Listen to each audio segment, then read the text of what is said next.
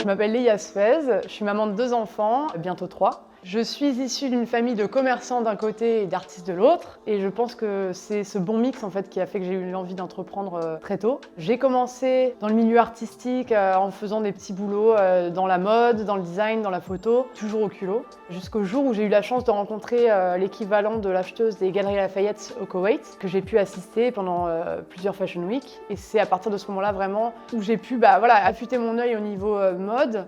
Et je me suis dit effectivement que c'était ça que j'avais vraiment envie de faire. Et donc aujourd'hui, en fait, je fais de la direction artistique et je collabore avec des marques sur des campagnes digitales.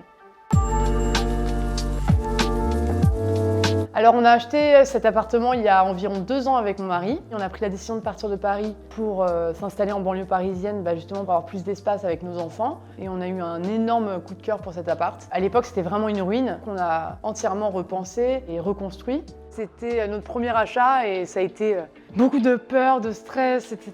Et on a réussi et on était là, genre, c'était impressionnant en fait. On a carrément décapé tout le parquet, on a tout revu et tout. Et c'est vrai que c'était un bon souvenir avec mes enfants. On voulait en faire un espace hyper chaleureux, vivant et en même temps qui soit inspirant. J'ai vraiment choisi chaque pièce une par une. Tous mes meubles, c'est des cadeaux que je m'offre à moi-même quand j'ai bien bossé par exemple. Et je me dis, tiens, je vais me faire un petit kiff.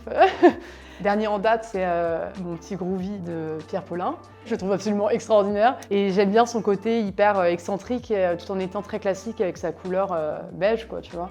Alors là, il y a une pièce que j'adore ici, c'est le bougeoir de mon fils. C'est pour ma dernière fête des mères et je le trouve génial parce qu'en fait, c'est des pâtes collées sur un support en CD et parsemées de petites paillettes. J'avoue que j'ai pleuré quand il me l'a offert. Ensuite, là, typiquement, c'est une œuvre d'un artiste que j'adore.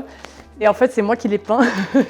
C'est moi qui l'ai peint et en fait, tous mes copains me demandent où est-ce que je l'ai trouvé. Et au début, quand je me suis éloignée du tableau, je me suis dit, waouh, magnifique croûte. Finalement, il a trouvé sa place ici et je le trouve assez cool.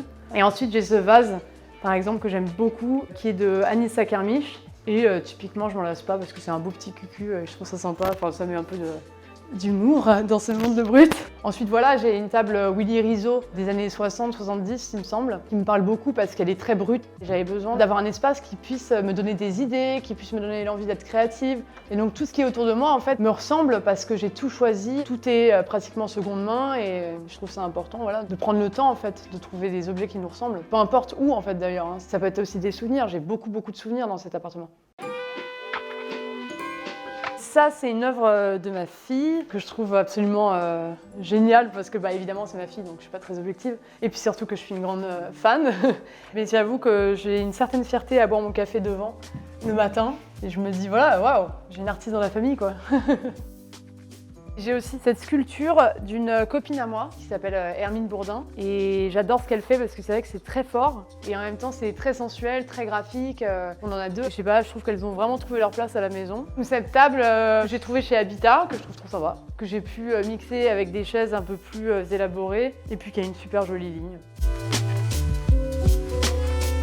J'aime beaucoup lire, je suis très thriller. Je ne te cache pas que je lis des romans assez noirs, mais sinon j'aime beaucoup me documenter sur les designers que j'aime parce que j'ai besoin de ça en fait pour me sentir vivante aussi. Il y a par exemple ce livre que j'adore de Charlotte Perriand qui est hyper intéressant parce que c'est vrai que tu retrouves des designs, je veux dire voilà, la banquette qui date de 62, moi je la mets chez moi aujourd'hui, tu vois. C'est extraordinaire, c'est typiquement des pièces que j'adorerais avoir à la maison parce que je sais pas, elles sont parlantes et puis elles sont hyper élégantes.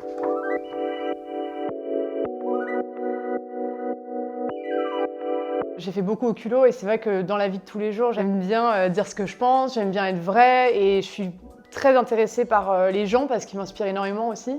Ça a un sens avec ce que je fais dans la mode parce que j'imagine que ça se ressent avec la façon dont je m'habille, dans le sens où je ne fais pas forcément attention à ce que les gens aimeraient que je porte, mais plutôt à ce que moi j'aimerais que je porte. N'importe quelle femme en fait devrait se sentir super bien et belle dans ses vêtements et à partir de ce moment-là, on sent qu'il y a une attitude quoi. Mon dressing, je l'ai pensé pour qu'il soit super fonctionnel et que je puisse tout avoir à portée de main sans avoir besoin d'ouvrir des portes. Et c'est vrai que ce qui me semble important, c'est d'avoir un vrai turnover au niveau des vêtements. J'essaie de pas trop m'attacher au matériel, etc. Après, je travaille dans la mode, donc j'ai la chance d'avoir beaucoup de pièces. C'est très important pour moi d'être alerte sur le fait de savoir quelles pièces je vais pas mettre pendant un certain temps et de pouvoir les retransmettre à ma sœur, à mes amis ou à des associations, tout simplement parce que ça leur donne une seconde vie et puis je trouve ça important et puis ça pousse la sustainability. Au niveau des pièces que j'adore, il y a ces chaussures et la verte c'est vraiment ma couleur préférée. Alors il y a ce sac que j'adore, c'est Louis V. Et en fait quand je suis rentrée avec, mon mari il a regardé et m'a dit mais c'est immonde. Et moi je le trouve absolument génial. Et c'est un de mes sacs préférés.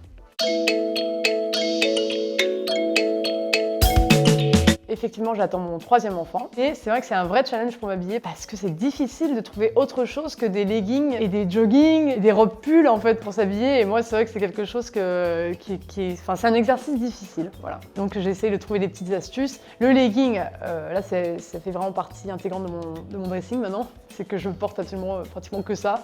Des cyclistes aussi, enfin voilà, j'essaye de le faire comme je peux. Les jeans carrément ouverts et puis je les assume. Des chemises d'homme, mais ça c'est ma pièce phare. Enfin, c'est ce que je préfère. J'ai appris à porter des robes, ce que je faisais pas avant, entre mes grossesses en tout cas. Et c'est vrai qu'en fait, c'est plutôt agréable. J'aime bien en fait mixer beaucoup de basiques et d'avoir un rapport à la mode qui n'est pas too much dans le sens où moi j'aime pas suivre des tendances. Donc évidemment que ça m'arrive de tomber dedans de temps en temps, mais je trouve que c'est important de mixer des basiques avec des pièces plus fortes. Et c'est vrai que ma règle fondamentale en mode, c'est que peu importe le budget que je vais mettre dans une pièce, c'est vraiment important pour moi que je me pose 2 questions. La première c'est est-ce que je vais avoir envie de le porter pendant des années et est-ce que j'aurai envie et plaisir à l'offrir à ma fille plus tard. Et si c'est pas le cas et que la réponse est non aux 2 questions, dans ce cas, c'est que c'est pas un bon achat et que je peux passer à autre chose. Et avec cette base-là, en fait, c'est là où je me rends compte que c'est penser beaucoup plus intelligemment les choses et être fier des pièces qu'on porte et qui nous inspirent en fait. Oh, ça j'adore. Bon, je rigole.